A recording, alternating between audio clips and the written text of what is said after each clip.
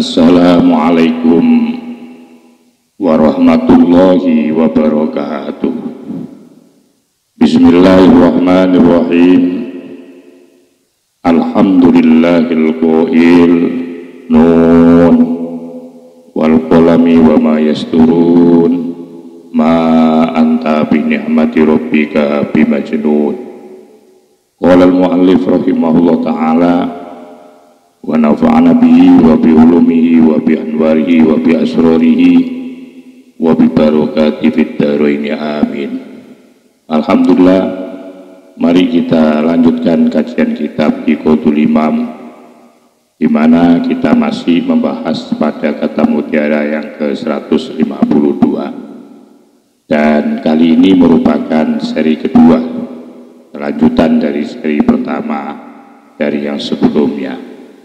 Untuk itu mohon disimak, dikaji, ditelaah dari kitab yang Anda miliki. Bismillahirrahmanirrahim. Wa'lam, ketahuilah olehmu, annal haqqa, sesungguhnya Allah yang maha hak, subhanahu halimah suci Allah, itu nadaba telah menganjurkan, ya Allah, ibadahu kepada hambanya, ila ma'rifati dzatihi, untuk mengenal zatnya Allah subhanahu wa ta'ala. Artinya bahwa oleh Allah kita diperkenankan, bahkan dianjurkan untuk bisa mengenal terhadap zatnya Allah. Dalam kata lain yaitu untuk makrifah secara zati. Bagaimana Allah mempunyai cara agar supaya hambanya itu bisa sampai kepada makrifat zat. Maka Allah kemudian wadarrajahum, akan mempertahapkan ya Allahum kepada para hambanya. Artinya Allah akan step by step, tidak kemudian secara langsung ya, untuk memperkenalkan zatnya itu kepada para hambanya, sehingga Allah melakukan tahapan demi tahapan dalam hal ini. Sehingga Ibnu Ajibah menggunakan satu kata yang sangat luar biasa, yaitu menggunakan lafaz darrojah. Darrojah itu artinya bertahap, tidak secara langsung. Seperti penggunaan kata darrojah, tadarruj atau tadrij, itu seperti turunnya Al-Quran secara tadrij, secara tahap demi tahap. Begitulah kemudian Allah akan memperkenalkan zatnya kepada para hambanya, itu dibuat secara bertahap. Artinya dalam perjalanan suluk untuk menggapai ma'rifat zat itu Allah mempertahapkan ya kepada makhluknya, ilaiha, kepada ma'rifah. Bagaimana caranya? Syai'an fa syai'an. Ini lebih cocok, pas artinya adalah sedikit demi sedikit. Tetapi sekalipun Allah membuka lebar ya jalan untuk bisa mengenal zatnya, dan kemudian Allah akan mempertahapkan, karena proses tahap itu, proses dengan perjalanan bertahap itu dibutuhkan kesabaran bagi seorang hamba, dibutuhkan keistiqomahan ya bagi seorang hamba. Apa yang terjadi? Ternyata faminhum, maka itu sebagian daripada hamba. Man, adapun orang qasura yang pendek.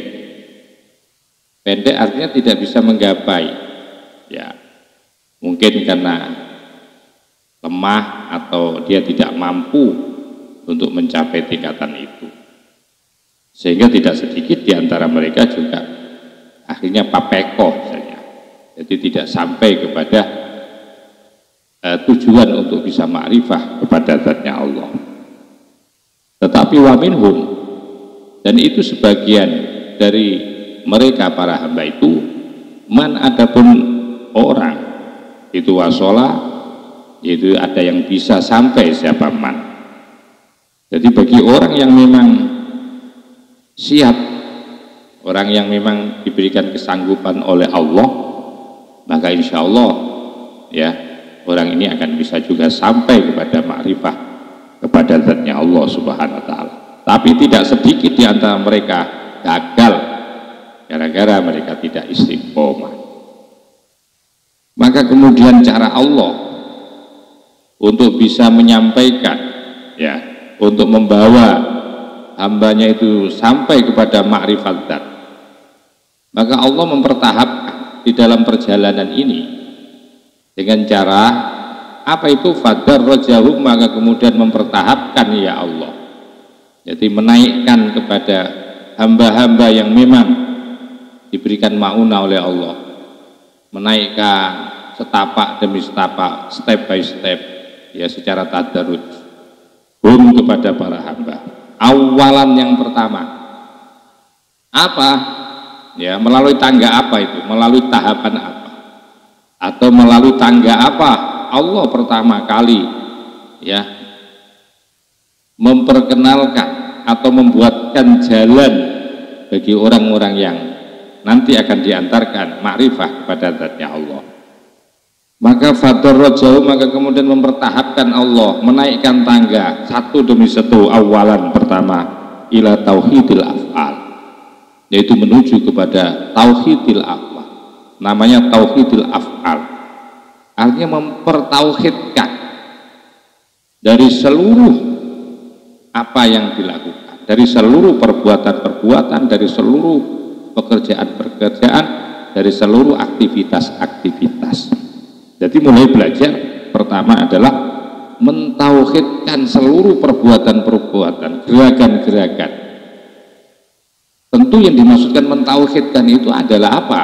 Yaitu mentauhidkan bahwa seluruh gerakan, perbuatan, kelakuan, ya, amaliyah-amaliyah hamba ini seluruhnya berujung atau bersumber dari Allah.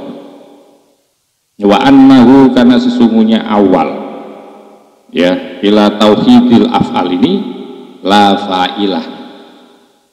Wa annahu, sesungguhnya tauhidul af'al, sesungguhnya yang dimaksudkan tauhidul af'al itu adalah la fa'ilah, tidak ada yang berbuat, tidak ada yang melakukan siwahu selain Allah. Nah sekarang belajarlah kita ya untuk mentauhidkan seluruh af'al kita itu, bahwa seluruh af'al kita itu merupakan fa'ilullah, merupakan perbuatan Allah, yang melakukan itu adalah Allah subhanahu wa ta'ala. Sehingga ketika kita melakukan amal perbuatan, tidak kemudian kita klaim bahwa ini adalah hasilku, bahwa ini adalah perbuatanku, bahwa ini adalah amaliaku, sehingga tidak sampai melahirkan yaitu takabur. Maka itu di dalam hal ini faqala dawuh siapa Allah Ta'ala wa Ta'ala, wa rabbuka yakhluqu ma yasha'u wa yakhtar. Ini salah satu dalil atau argumentasi tentang tauhidul af'al, yaitu menyatukan seluruh perbuatan-perbuatan atau pekerjaan-pekerjaan ini kepada Allah. Wa rabbuka, dan adapun Tuhanmu itu yakhluqu, yang menciptakan, ya rabbuk ma, kepada sesuatu, yasha'u, yang menghendaki ya Allah, wa yakhtaru, dan yang memilihkannya. Artinya apa? Artinya bahwa kita harus sadari, kita harus akui, jangan sampai kita mengklaim atau menisbatkan sesuatu yang bukan menjadi pekerjaan kita, bahwa Allah lah yang menghendaki dan yang memilihkan dari semua apa yang kita perbuat dan apa yang kita lakukan, energi yang kita keluarkan, ya, amaliyah-amaliyah yang kita lakukan itu pada dasarnya merupakan fa'ilullah, merupakan fi'lullah, merupakan perbuatan Allah. Sehingga ketika ya, amaliyah-amaliyah yang kita perbuat itu, kita pada akhirnya akan berterima kasih kepada Allah dan kita juga sekaligus menyadari bahwa seluruhnya yang berbuat adalah Allah. Wa rabbuka yakhluqu ma yasha'u wa yakhtar, yang menghendaki Allah, yang memilihkan juga Allah. Nah, ini salah satu dalil yaitu di Al-Quran, yaitu surat Al-Qasas ayat 68. Di dalam ayat yang lain itu disebutkan di dalam surat Hud, inna rabbaka fa'alul lima yurid. Inna rabbaka, sesungguhnya Tuhanmu itu fa'alun, zat yang melakukan, yang ahli melakukan gitu. Lima, terhadap sesuatu, yuridu, yang menghendaki siapa? Rabbu. Jadi yang melakukan, yang berbuat dari setiap gerakan-gerakan yang ada pada makhluk itu adalah Allah, dan itu sesuai dengan otoritas dan kehendaknya Allah. Jadi tidak ada yang mampu mengintervensi atau mempengaruhi dari segala apa yang menjadi keinginan Allah. Di dalam ayat yang lain, di dalam surat As-Saffat, di situ juga bisa dijadikan dalil oleh Ibnu Ajibah, dijadikan dalil sebagai dalil tauhidil afal. Wallahu khalaqakum ma ta'malun.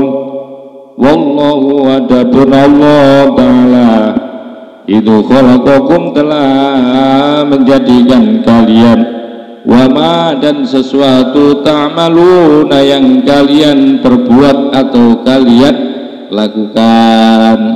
Coba bayangkan, Allah setelah memberikan satu pernyataan bahwa sesungguhnya yang menciptakanmu itu adalah Allah, dan tidak hanya engkau diciptakan, tetapi apa-apa yang kamu lakukan itu juga Allah yang melakukan. As-Saffat ayat 96. Di dalam ayat yang lain juga ada ini, walau sya'allahu maqtatalu walakinnallaha yaf'alu ma yurid. Walau sya'a, dan andaikan berkehendak siapa Allah, maqtatalu, tiada akan pernah berperang, saling membunuh atau saling berperang di antara mereka. Walakinnallah, akan tetapinya Allah itu yaf'alu, telah melakukan, ya Allah, ma, akan sesuatu, yuridu, yang menginginkan atau yang menghendaki, ya Allah. Ya, ini salah satu dalil-dalil yang dijadikan argumentasi oleh Ibnu Ajibah terkait cara membangun, yaitu perjalanan agar seseorang itu bisa makrifat kepada Allah. Yang pertama adalah oleh Allah seseorang itu akan diajarkan, dianjurkan secara bertahap. Pertama adalah belajar mentauhidil af'al, belajar untuk mentauhidkan, mempersatukan bahwa seluruh perbuatan-perbuatan dari manusia dan makhluk alam semesta, yang menggerakkan, yang berbuat itu adalah Allah. Bahkan ya, andaikan Allah menghendaki, maqtatalu, tidak ada satupun orang akan saling berperang, dan tidak ada satupun seseorang itu saling membunuh di antaranya. Tetapi Allah, walakin Allah, akan tetapi Allah yaf'alu, bisa melakukan, yang melakukan ma yurid, sesuatu yang beliau kehendaki. Tetapi ketika sudah Allah menghendaki, maka tidak ada satupun yang bisa menghalangi. Karena yang melakukan, yang membuat, yang menjadi sumber pergerakan, yang menjadi sumber kekuatan itu adalah Allah. Coba kita kalau mau berpikir, bertafakur, merenungkan terhadap aktivitas-aktivitas kita, dengan belajar kemudian mentauhidkan ya af'al-af'al ini kepada fi'lullah, maka tentu tidak ada yang disesali. Ya, malah kita akan selalu menyambung dengan Allah Subhanahu wa Ta'ala. Bahkan waqala, dan dawuh Allah fi fi'li ghairil adami. Jadi hanya Allah dawuh kaitannya dengan satu perbuatan Allah ya, yang selain atau yang bukan dilakukan oleh yaitu manusia. Ma min dabbatin illa huwa akhidun binasiyatiha. Ma min dabbatin, tidak ada satupun dari itu hewan melata. Ya, artinya sesuatu yang hidup secara melata, termasuk manusia ini gegermetan istilahnya. Tidak ada satupun gegermetan yang hidup di alam semesta ini illa huwa, kecuali dia Allah ahidun, yang memegang binasiyatiha, akan embun-embunnya, ubun-ubunnya daripada dabbah. Artinya kehidupan alam semesta yang bergerak ini, mulai dari manusia, hewan, kehidupan apapun ini, makhluk-makhluk ini, tidak ada satupun ya makhluk-makhluk yang hidup, yang bergerak, ya, yang mengamalkan, yang melakukan, yang bekerja, yang bergerak itu tidak ada satupun kecuali huwa ahidun, dialah Allah yang memegang, yang menguasai, yang mengendalikan. Itu loh, ahidun itu yang menguasai, yang memegang, yang mengendalikan, binasiyatiha, akan kuasanya. Jadi tidak akan pernah bisa kita bergerak, menggerakkan tangan, nggak berbisa.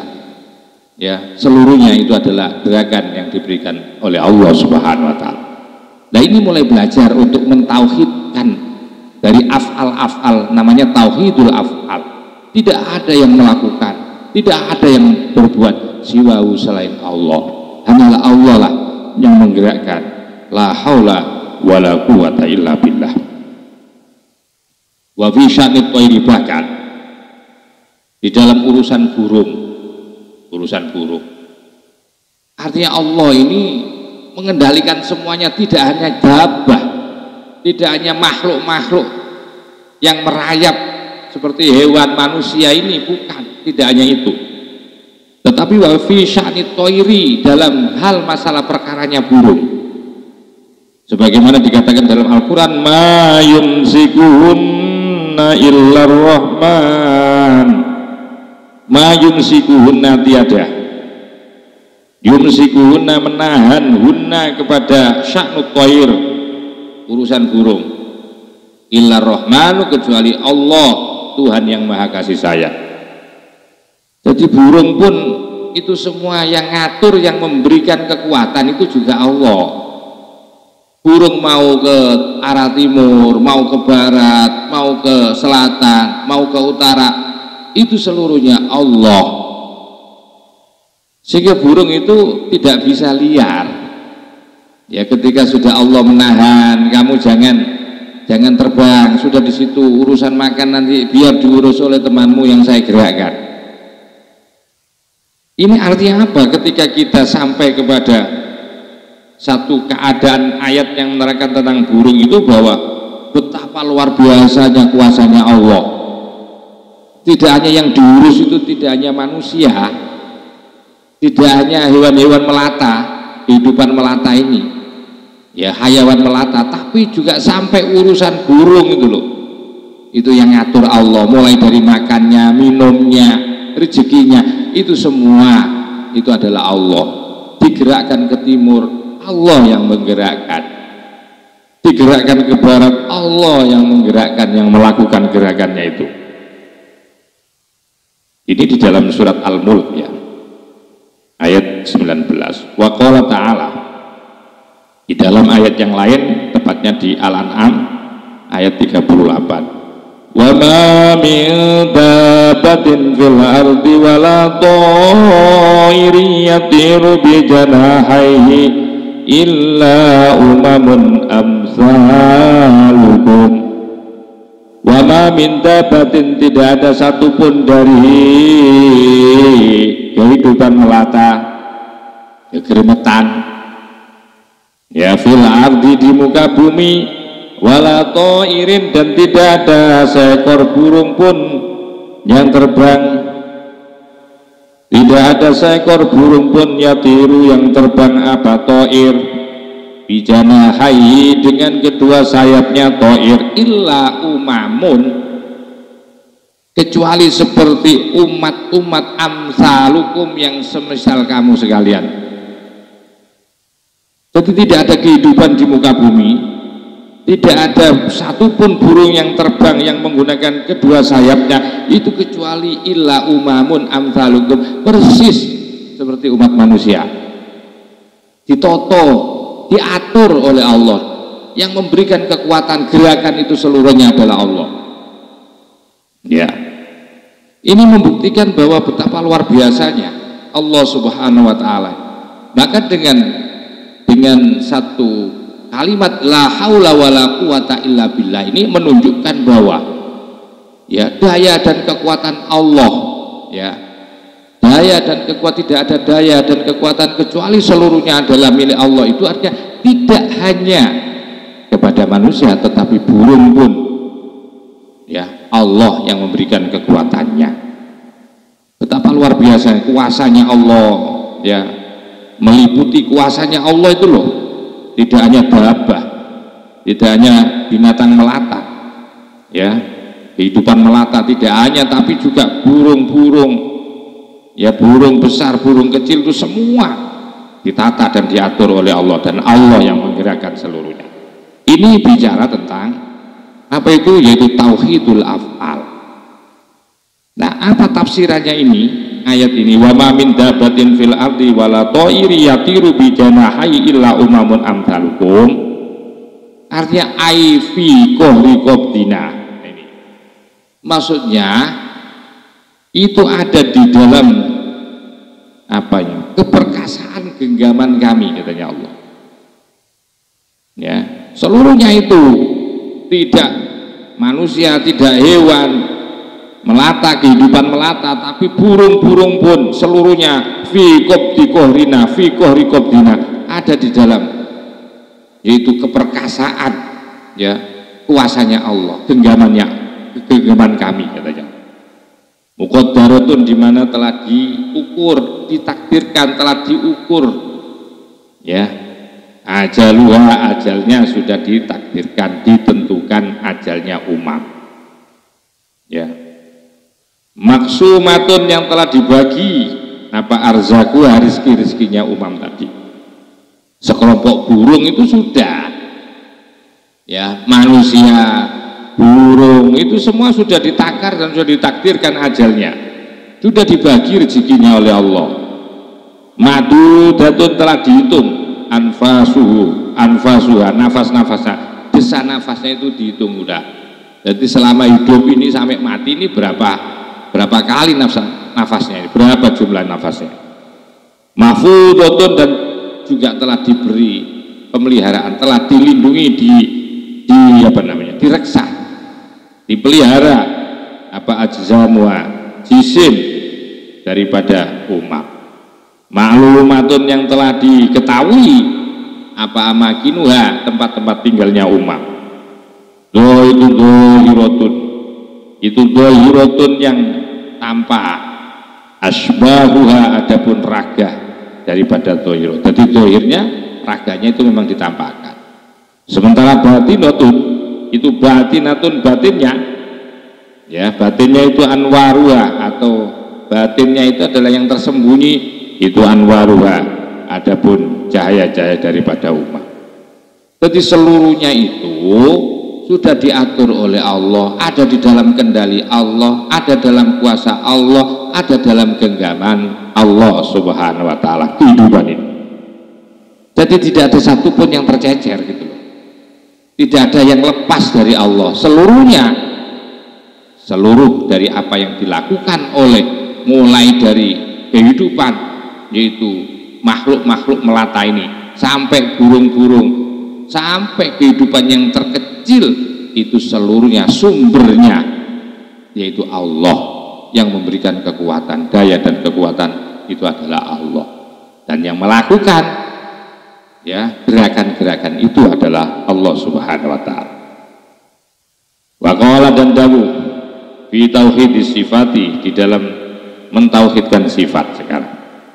Jadi pertama, ketika sudah berhasil untuk melalui tahapan pertama, yaitu apa tadi, tauhidul afal, mulai belajar kita. Jangan terus mengklaim keberhasilan perbuatan yang kita lakukan, amal yang kita perbuat, Semuanya bisa mampu sampai ibadah setiap malam, tahajudnya itu bisa sampai sholat itu istiqomah, bisa melaksanakan sunnah berkali-kali, bergerak ke sana kemari, sadar itu bukan kekuatanmu. Jangan kamu klaim. Itu semua yang bersumber adalah sumbernya adalah Allah Subhanahu wa taala. Sudah clear sudah ya tentang tauhidul afal. Wa qala dan dawu siapa? Ibnu Athaillah Ibnu Ajibah tentang fi tauhid sifati, tentang pentauhidan sifat-sifat. Bagaimana yang dimaksudkan mentauhidkan sifat itu? Mentauhidkan sifat itu bahwa tidak ada satupun yang memiliki sifat mendengar, melihat, berkemampuan, bicara, itu semuanya adalah sifatnya Allah. Nah, andai kan sampean itu merasakan bisa mendengar, jangan kemudian diklaim bahwa mendengar itu adalah sifatmu. Anda kemudian diberikan sifat alim, kemampuan alim, jangan diklaim. Yang alim itu adalah Allah. Mulai belajar itu, sehingga tidak menjadikan kita jumawah, tidak menjadikan kita takabur, tidak menjadikan diri kita itu wah. Siapapun itu, mau keturunan siapapun itu, ya kita mulai belajar untuk mentauhidkan sifat-sifat ini kepada Allah. Kita kembalikan pemilik sifat sejati adalah Allah. Wa innahu, dan sesungguhnya Allah la sami'a, tidak ada zat yang paling maha mendengar, wala basira, dan tidak ada zat yang paling maha melihat, wala qadira, dan tidak ada zat yang paling maha kuasa, wala mutakallima, dan tiada zat yang paling ahli kalam, illallah, kecuali Allah Subhanahu wa ta'ala. Ini yang dimaksudkan dengan tauhid sifat. Andaikan kita ahli pidato kah, ahli ceramah kah, ahli fatwa kah, ya bahwa sungguhnya itu semua jangan diklaim, jangan kamu klaim. Belajar bahwa semua ini adalah merupakan sifatnya Allah. Kamu kembalikan kepada Allah. Pendengaran kita umpamanya diberikan pendengaran sangat tajam banget, bisa mendengar ya jarak tempuh 10 kilo satu misal. Ada orang omong-omongan di sana itu, kamu bisa mendengar. Jangan diklaim bahwa kamu sakti atas pendengaranmu. Mulai belajarlah sekarang mendengar sesuatu apapun, diberikan kemampuan bisa mendengar, bahwa sesungguhnya pendengaran itu adalah sifatnya Allah. Allah yang menguasai, Allah yang memiliki. Mulai belajar mentauhidkan sifat. Ketika Anda diberikan kealiman, alim itu merupakan sifatnya Allah, alim, al-alim, yang maha mengetahui. Ya, tidak ada satupun orang yang berilmu di antara kita itu. Andaikan kita hari ini ya memiliki ilmu atau kealiman, maka sesungguhnya kealiman itu bukan milik Anda, tapi itu adalah milik Allah. Lah, ini mulai belajar untuk mengembalikan ya kemampuan dan kelebihan-kelebihan sifat yang ada pada diri kita itu. Tauhidkan sifat ini hanya miliknya Allah, hanya Allah yang layak untuk yaitu memakainya, gitu loh. Hanya Allah yang layak untuk memakainya. Innahu was-sami'ul basir. Innahu, sesungguhnya Allah, wa adapun Allah itu as-sami'u, zat yang maha mendengar, al-basiru, dan maha melihat. Jadi kembali lagi kepada sifat. Jadi belajarlah ya mentauhidkan sifat-sifat ini. Aituna ghairihi, bukan selain Allah. Ya, artinya bukan makhluk yang memiliki sifat sami, yang maha mendengar, yang maha melihat, itu bukan makhluk. Andai kan makhluk kan bisa mendengar juga, iya. Makanya, tapi kan seluruhnya itu kekuatan Allah. Maka itu fala sam'a, maka tidak ada pendengaran itu maujud. wala basara dan tidak ada pendengaran itu maujud. Jadi fala sam'a tidak ada, yaitu mendengar ya makhluk, wala basara dan tidak ada akan bisa melihat makhluk, akan melihat siapa makhluk. Jadi tidak ada, makhluk tidak akan bisa mendengar dengan telinganya, makhluk tidak akan pernah bisa melihat dengan matanya, illa bihi, kecuali bihi dengan kekuatan Allah. Ini baru belajar mentauhidkan sifat. Ya, nah selama ini kelebihan-kelebihan kita itu selalu kita klaim nih. Kapan kita itu akan menyerahkan seluruhnya kepada Allah? Ya kalau kita klaim, ya sombong ngeklaim itu, bukan haknya, bukan miliknya kok diklaim itu loh. Ya, pengakuan itu adalah salah menurut tauhid itu. Ya, maka itu sering kita mulai belajar apa itu? Belajar mengembalikan seluruhnya ini kepada Allah, mulai af'al, sumber kekuatan, sumber perbuatan, dan termasuk mengembalikan sifat-sifat yang ada pada diri kita itu, mengembalikan kepada tauhidus sifah yang menjadi milik Allah Subhanahu wa taala. Maka itu waqala ta'ala, dawuh Allah taala, innahu wal hakimul alim. Innahu sesungguhnya Allah, wadapun Allah itu al hakimu, zat yang maha bijaksana, al alimu dan maha mengetahui. Ini jelas bagaimana Allah mengisbatkan akan dirinya, isbatullah li nafsih, penetapan Allah terhadap dirinya, bahwa diri Allah itu maha bijak sana, bahwa Allah itu maha alim, maha mengetahui. Itu merupakan sifat-sifat yang dimiliki oleh Allah. Kamu diberikan kemampuan bisa bijaksana, ya bijak untuk mengatur, untuk sebagai seorang manajer, untuk memanajeri sebuah kantor, mengomandani sebuah kantor institusi kamu bisa bijak, kamu banggamu luar biasa. Jangan kan tidak ada yang bijak. Bijakmu itu, bisanya bijak kamu itu seluruhnya itu adalah milik Allah. Andaikan engkau bisa melaksanakan, ya, andaikan engkau bisa melakukan dengan cara yang bijak di dalam memimpin, jangan kamu klaim kebijakan ini adalah kemampuanmu. Itu adalah sifatnya Allah. Kamu belajar mengembalikan, ini milik Allah. Ya. Nah, belajar seperti itu, ya, mengiltijakan, menyandarkan seluruh kepada Allah, ini membuktikan bahwa kita dhaif, kita tidak mampu apa-apa, dan itu Allah bangga dengan cara seperti itu. Bagi Allah al-alimu nan maha alim. Ini lagi seringkali kan kita itu gelar profesor, doktor itu walah dipuja-puja, dipuji-puji, kalau tidak diapresiasi marah karena kamu merasa hebat, kamu punya gelar profesor, doktor, punya penghargaan banyak, orang seakan-akan harus menghormatimu. Itu gara-gara kamu mengklaim bahwa kealiman itu bersumber dari dirimu. Ini salah. Ayo kita mulai belajar mentauhidkan sifat, bahwa sifat alim itu adalah milik Allah. Kita kembalikan kepada Allah Subhanahu wa taala. Wa ma tasyauna illa ayyasha Allah. Di dalam ayat yang lain juga ada satu pernyataan Allah, yaitu di dalam surat Al-Insan, ya.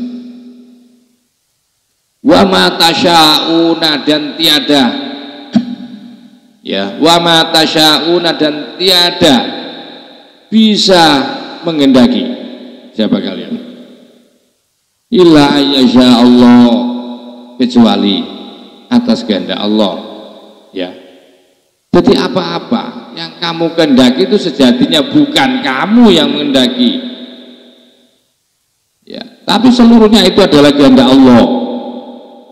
Kamu pengen, ya, jadi pilot, kamu pengen jadi dokter, kamu pengen jadi dosen, kamu pengen jadi apapun itu, ya, itu seluruhnya itu Allah sesungguhnya yang menghendaki. Andaikan kamu dituruti jadi dengan ucapanmu, sesungguhnya itu seluruhnya Allah yang mengendaki. Biar sadar, biar tidak merasa dirimu yang melakukan, jangan diklaim. Mari kita belajar untuk mengembalikan seluruhnya kepada Allah. Ila ghairi dzalika, sampai selain ayat itu, selain itu minal ayati, daripada tanda-tanda kekuasaan Allah. Wa qala, dan dawa Allah Ta'ala fi tauhidid dzati, sementara di dalam tauhid dzat Allah juga dawuh, wa wallahu fis samawati wa fil ardh, Allahu nurus samawati wal ardh, wa aynama tuwallu fa thamma wajhullah. Ini salah satu atau tiga dalil ini merupakan dalil dari tauhidud dzat. Di ayat yang berbeda-beda, ada di Al-An'am, wa wallahu bis samawati wa fil ardh, ini Al-An'am ayat 3. Dan dialah Allah bis samawati, yang ada di langit, wa fil ardi, dan ada di bumi. Artinya apa? Artinya bahwa Allah lah yang berkuasa, baik di kerajaan langit maupun di kerajaan bumi, itu Allah yang berkuasa. Itu namanya orang berkuasa, tentu kan secara tidak langsung atau langsung itu kan menunjukkan bahwa beliau yang mempunyai kekuasaan kan. Beliau sekaligus yang berdomisili di situ kan. Wah, ada presiden kok. Ya, presiden Indonesia tentu tempat tinggalnya di Indonesia. Ya mungkin kok ada presiden Indonesia tempat tinggalnya di Mekah atau di Amerika. Maka itu Allah Subhanahu wa Ta'ala dengan kuasanya, kekuasaan Allah berupa alam semesta ini, berarti Allah ada dan wujud. Jadi belajar mulai menghadirkan zatnya Allah melalui kekuasaannya, melalui ciptaan-ciptaannya. Bahwa Allah itu tidak jauh dari kita, menunjukkan wujudnya Allah, zatnya Allah itu ada. Ya. Di dalam ayat yang lain, Allahu nurus samawati wal ardh, Allahu, adapun Allah itu nurus samawati wal ardh. Allah adalah cahaya langit dan cahaya bumi, cahaya planet. Andaikan Allah bukan nur dalam pengertian, andaikan Allah tidak menampakkan tajallinya, tentu tidak akan muncul, tidak akan kelihatan alam semesta ini. Karena Allah ada dan zatnya Allah ada, maka tampaklah ciptaannya itu. Maka itu disebut dengan nur tajalli wujud. Jadi nur tajalli, nur penampilan dari wujudnya Allah berupa penampilan alam semesta ini. Ini membuktikan zatnya Allah itu ada gitu. Jadi belajar untuk menghadirkan setiap kehidupan ini, setiap ciptaan-ciptaan yang kita lihat, kita perhatikan, ini sekaligus menyelipkan selalu di situ itu dengan Allah. Ya. Karena seluruhnya adalah milik Allah. Pemilik kan mesti ada di situ kan. Ya, pasti ada kan pemilik itu. Namanya masih statusnya pemilik. Ya. Nah, dalam kaitannya dengan ini, ya dalam kaitannya dengan ayat ini, wa wallahu fis samawati wa fil ardh, dan Allahu nurus samawati wal ardh, ala tafsiri ahli isyarah, ya, didasarkan penjelasan orang ahli isyarah. Jadi tauhid dat yang kemudian dijadikan, dan kemudian ada dalilnya ini, ya, tauhid dat itu mentauhidkan, mengesahkan zatnya Allah, kan sulit memang. Lalu kemudian ulama ini, ada ulama kemudian mencarikan dalil. Apa dalilnya itu? Akhirnya menggunakan dalil, yaitu wallahu fis samawati wa fil ardh, dengan Allahu nurus samawati wal ardh. Ini ya dalil daripada dalil tauhid dzat ini merupakan salah satu penjelasan orang ahli isyarah. Siapa orang ahli isyarah? Wahum, adapun ahlul isyarah itu ahlul batin, orang yang mempunyai keahlian spiritual yang sangat tinggi. Artinya apa? Ini melalui proses perjalanan spiritual dirasakan dzauq, sudah sampai kepada tingkatan dzauq. Tidak dikaji atau tidak dalam proses perjalanan ini yang kemudian menjadikan argumentasi dari dalil ini terhadap tauhidul dzat ini dari perjalanan pemikiran enggak, dari memainkan logika enggak, tetapi dari perjalanan spiritual, samudra spiritual yang paling dalam. Ya, makanya yang dimaksud ahlul isyarah itu wahum, adapun ahlul isyarah itu ahlul batini, orang yang mempunyai kedalaman spiritual yang paling dalam. Artinya bahwa dalil-dalil yang dikemukakan di sini yang dijadikan argumentasi terhadap tauhidul dzat ini adalah dalil yang dipilih oleh orang-orang ahli isyarah. Siapa ahli isyarah? Ahlul batin, orang-orang yang punya kemampuan dan kedalaman spiritual yang paling dalam. Wa qala ta'ala, di dalam ayat yang lain dijadikan satu argumentasi juga tentang tauhidul dzat. Fa innama tuwallu fa thamma wajhullah. Fa innama tuwallu, dimanapun kamu menghadap, terserah kamu menghadap ke timur, ke barat, ke selatan, ke utara, fa thamma, maka di sanalah wajhullah, ada mahribah kekuasaan wajah Allah. Zaman kalau umpamanya ini biasanya dijadikan dalilnya orang sholat kalau bingung mencari kiblat nggak tahu. Kalau sudah kalian tidak tahu kiblat, karena kiblat itu menjadi syarat sahnya sholat. Ya, yang juga menunjukkan bahwa Allah sudah menunjukkan syariatnya. Kamu kalau sholat hadap ke kiblat. Nah, menghadap ke kiblat itu seakan-akan menunjukkan bahwa Allah ada di kiblat, kan? Seperti itu. Ternyata artinya bahwa sholat itu yang penting menghadap Allah. Buktinya ketika ya orang itu tidak bisa atau bingung menentukan arah kiblat, maka di dalam ayat Quran itu kamu tidak apa-apa les ngadep kemanapun, di situ ada Allah. Duh, ketika fasamma wajhullah, di sana ada Allah, itu membuktikan Allah secara zati itu ada. Wong ada kok. Masa ada? Ya tentu kalau ada mesti zaman zatnya. Ada. Membuktikan Allah bisa di timur, bisa di barat, cuma timur, barat, selatan, utara itu jangan kemudian Anda bayangkan seperti raja atau seperti seorang, ya, seperti seorang raja atau ratu yang ada di, jangan, itu salah. Itu kalau kamu gambarkan, tasawurkan Allah seperti itu namanya apa? Mentasyabuhkan posisinya Allah. Kamu rasakan saja lah, kamu rasakan saja, kamu pahami saja bahwa Allah ya telah menunjukkan kepada kita dimanapun kamu menghadap, di sanalah ada Allah. Ini namanya belajar tauhidul, ya, belajar tauhidul dzat. Fa idza qulna, maka apabila qulna, kami berkata laka kepadamu, inna rabbaka ahata bin nas, ketika kami berkata kepadamu inna rabbaka ahata bin nas, inna rabbaka, sesungguhnya Tuhanmu itu ahata, telah meliputi, menguasai ya Allah binasi, kepada manusia. Artinya apa itu? Artinya bahwa Allah itu selalu meliput itu kan berarti dekat, kan? Meliputi, mengelingkupi.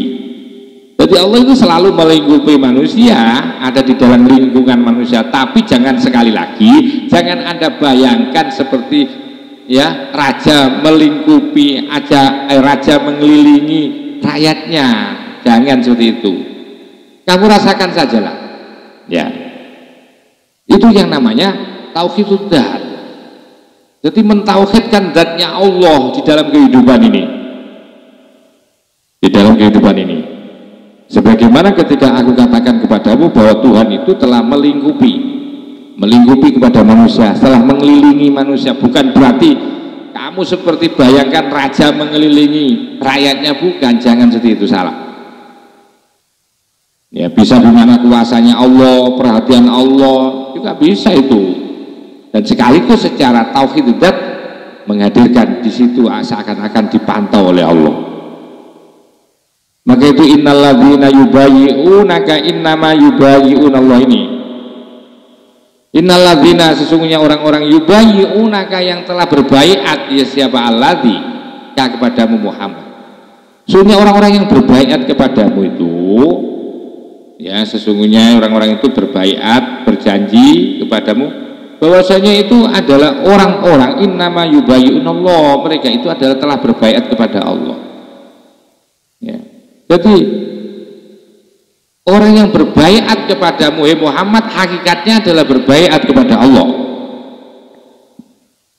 Jadi kalau percaya kepada Nabi sama dengan percaya kepada Allah, bahwa Allah punya sifat alim, bahwa Allah punya sifat sami, bahwa Allah punya basir. Ketika kamu menyerahkan dan berbaiat kepada Allah sama dengan berbaiat kepada Nabi sama dengan berbaiat kepada Allah. Waqala dawuh terkait dengan hal yang seterusnya fi mahwil wasitoti. Ini tingkatan yang lebih hebat lagi. Ya. Bagaimana? Yaitu pada tingkatan di mana fi mahwil wasitoh, yaitu melebur, menghilangkan, melenyapkan perantara. Kita diajari untuk belajar menghilangkan kebiasaan-kebiasaan. Ya, karena adat kalau salah meletakkan itu akhirnya juga merusak akidah. Jadi itu sering di dalam kehidupan ini yang sesungguhnya disadari atau tidak disadari bahwa kata-kata itu merusak akidah. Ya, merusak akidah. Maka kita mulai belajar sekarang yaitu menghapus terhadap perantara. Orang itu sering banget ngasih yang menjadi pahlawan itu sebab. Ya pernah langsung kemudian Allah begitu. Satu misal orang sering kali bilang begini, "Dek, kamu kalau sakit itu nanti akan bisa sembuh kamu kalau minum obat." Loh. Jadi yang menyembuhkan itu obat ya. Padahal yang menyembuhkan itu Allah, yang membuat obat juga Allah, yang menyembuhkan juga Allah. Nah orang seringkali kan kata-kata ini selalu diucapkan, dan ini sadar atau tidak sadar bahwa kata-kata itu merusak kepada akidah dan tauhid. Kenapa? Sebab terus, sebab minum obat maka kemudian kamu sembuh loh. Jadi sering ini kita mulai belajar untuk fi mahwil wasitoti namanya, melebur wasito. Orang sering bilang bahwa yang membuat kenyang adalah makan. Wah, yang membuat kenyang itu makan. Yang membuat kenyang ya Allah, yang membuat sembuh ya Allah, perantaranya melalui obat, melalui makan. Cuma sayang kata-kata itu sering ketika ditanya. Jadi seakan yang menyebabkan sembuh itu adalah obat. Lah kita mulai belajar fi mahwil wasito namanya. Jadi menghapus wasito perantara-perantara itu, mulai belajar. Ya, makan biar Allah mengenyangkan. Nah, berobat Allah yang menyembuhkan. Sakit nanti sembuh Allah yang menyembuhkan. Coba sekali-kali yang membuat sebab sajalah. Yang membuat sebab dan yang membuat akibat yang selalu kita kemukakan, utamakan. Jangan sebab. Kita selalu sering kok alasan-alasan argumentasinya kita itu adalah sebab. Jadi katakan, nah ini pegawai negeri jadi pangkatnya tinggi sebab ini, sebab ini. Duh, ini sering yang merusak akidah kita. Cuma kita tidak sadar kata-kata seperti itu dianggap biasa sudah. Maka itu di dalam Al-Quran faidha qara'nahu fattabi' Qur'ana. Faidha qara'nahu apabila qara'nahu kami membacahu kepada Quran fattabi' maka ikutilah olehmu Qur'anahu akan bacaannya Quran. Bukan mengikuti orangnya. Ya walaupun hakikatnya itu mengikuti, yaitu bagaimana cara membacanya Nabi. Nah, sekarang belajar sudah, bukan siapa kalau kamu baca Quran itu ikuti gurunya enggak. mengikuti bacaan Quran itu loh. Ini di dalam surat Qiyamah. Ada juga di dalam surat Abasa yang juga menjadikan satu contoh juga agar kita belajar untuk menghapus terhadap wasito. Seringkali kita itu terlalu lama kita itu dirusak akidah kita oleh kata-kata kita sendiri. Ya, jadi orang ini karena dia sregep, karena dia istiqomah, karena dia bojeng, karena dia giat, maka akhirnya dia sukses. Sadar atau tidak sadar bahwa kata-kata ini merusak akidah, merusak ketauhidan. Terutama kita harus mulai belajar nahwil wasito namanya, menghapus perantara, menghapus sebab. Artinya apa? Artinya langsung Allah yang membuat sukses, Allah yang membuat naik pangkat, Allah, gitu aja sudah. Yang mengenyangkan Allah, yang menyembuhkan Allah. Maka itu di dalam ayat Al-Quran, anna sobabnal ma'a sobba, anna sobabna, bahwasanya kami, sobabna telah kami tuangkan apa? Telah kami penuhi, ya, alma akan air soban sampai deras. Jadi aku penuhi ini sampai peluap-luap airnya ini, ya. Nah, kaitannya dengan adu bil harfi, kaitannya dengan membaca. Syakon menjadikan membelah. Jadi seakan-akan di sini ada satu pernyataan, ya. Sesungguhnya kami telah membuat air itu sampai meluap. Dari meluap kemudian orang bisa membaca karena tanahnya sudah gembur. Yang semula tanahnya tandus, keras, sulit dibaca, tetapi karena diberi air maka akhirnya bisa menjadi gembur dan bisa membelah tanahnya sehingga bisa ditanami. Nah, ayat ini bisa dimungkinkan mengajarkan kepada kita. Wa yuhtamalu, dan dimungkinkan antakuna ada, ya, antakuna ada yang namanya membelah itu minha, karena air. Artinya membaca yang antakuna adanya bisa membaca yang kemudian bisa membelah itu minha, itu berasal dari air. Artinya begini loh, andaikan ada orang menanam di sebuah tanah yang tandus, kemudian ada hujan datang, dari hujan datang kemudian orang itu bisa mencangkul, bisa membaca karena tanahnya sudah menjadi gembur. Nah, akhirnya dia bilang, ini saya bisa panen seperti ini karena hujan deras.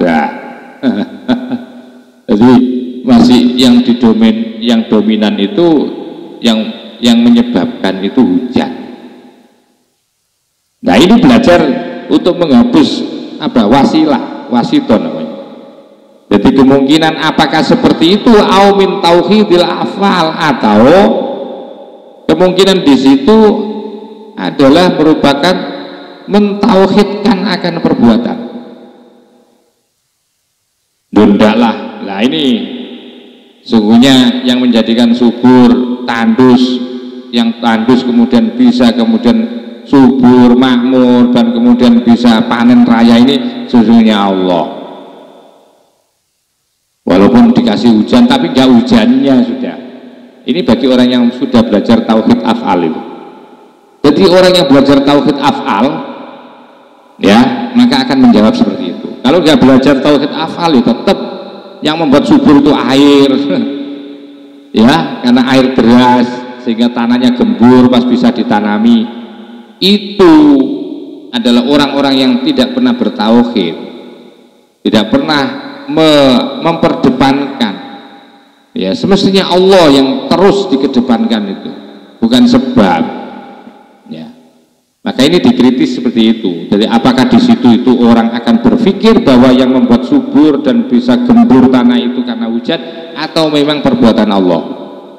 Kalau saya akan mengatakan itu perbuatan Allah. Maka itu wama romaita, dan tiada melempar siapa engkau id romaita ketika kamu melempar, walakin Allah roma, akan tetapi Allah lah roma yang telah melempar ya Allah. Jadi kamu tidak melempar, sekalipun kamu itu sudah melempar, sesungguhnya yang membuat lemparan itu adalah Allah. Walakin Allah akan tetapi Allah alafa telah menyusun. Jadi Allah telah menyusun itu nanti bainahum diantara mereka. Waqad yajma'u, dan kadang-kadang yajma'u telah mempersatukan, menyatukan siapa al-haqqu ta'ala, Allah yang maha, bi ayatin wahidatin, di dalam ayat yang satu, menyatukan tauhid sifati terhadap tauhid sifat.